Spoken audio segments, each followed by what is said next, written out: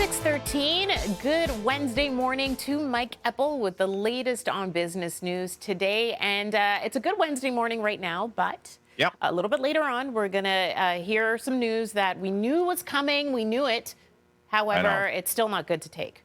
We've only been talking about this for the past week, if not longer, Tammie. Good morning. That interest rates will be going up for a sixth time today at the Bank of Canada, and likely the fifth supersized interest rate increase. Supersized is fine if you go to the fast food store, but not so much if you want to look at your borrowing costs. But unfortunately, what the Bank of Canada is doing is they're trying to slow the pace of the economy, cool inflation by raising interest rates, tightening borrowing costs, pretty much the inverse of what they were doing when they were dropping interest rates to record lows. And as a result of all of this, they're kind of getting it from all sides politically right now.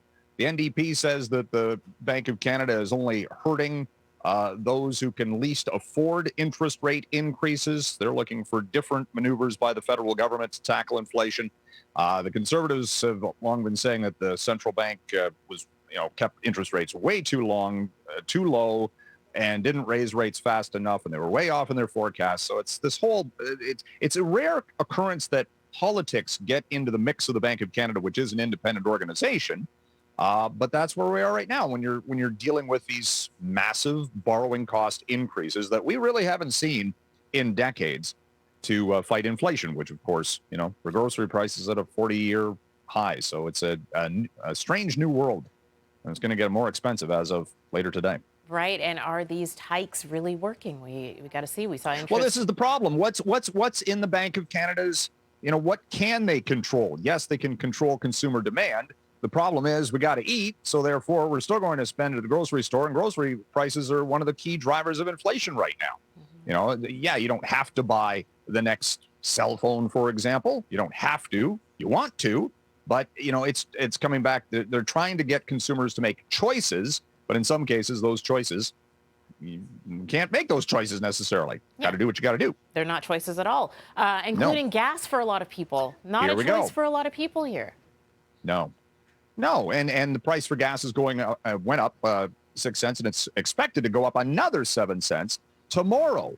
And, this was something that was talked about a couple of months ago about how the market was going to be not so much based on the price for oil, but maybe the supply chain metrics, and the refinery output, because I really haven't seen too much in the way of big increases here on the baseline raw material prices, whether that is oil or refined gasoline. Yeah, they're up a little bit, but not necessarily to account for these near-term price spikes that we're getting at the pumps.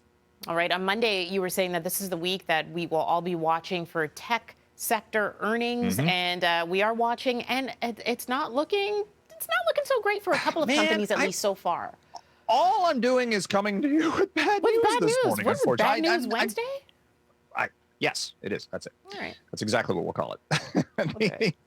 The earnings from Microsoft slow down in the tech sector, whether it's computer sales, cloud computing, massive revenue generators for Microsoft. Stocks down 5% in pre-market action. Google is seeing a slowdown in ad spending. That is, again, indicative of the global economy slowing down. And Google's numbers weren't great, comparative speaking, of course. Stock is down 6% in pre-market action. Okay, and it was late yesterday evening that this news came down from Ottawa, the Rogers-Shaw deal hitting a roadblock here.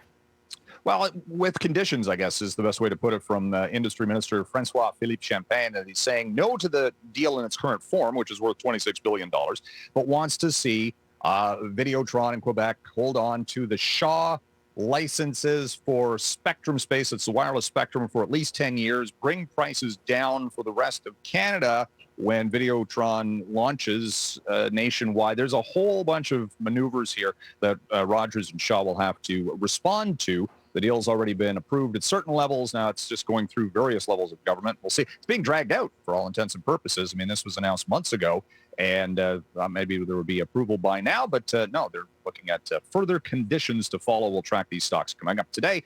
And of course, Rogers is the parent company of this television station. So there's still a chance. All right. There's still a chance. Yes, it is. All right. Mike, thank you so much. I say thank you with all the bad news you brought. I still say thank you because I appreciate you, and we'll, good news tomorrow. Yes, that's exactly correct. All right. Tomorrow will be better. Tomorrow will be better. The sun will come up. All right. Thank you very much, Mike. Have a good Wednesday morning.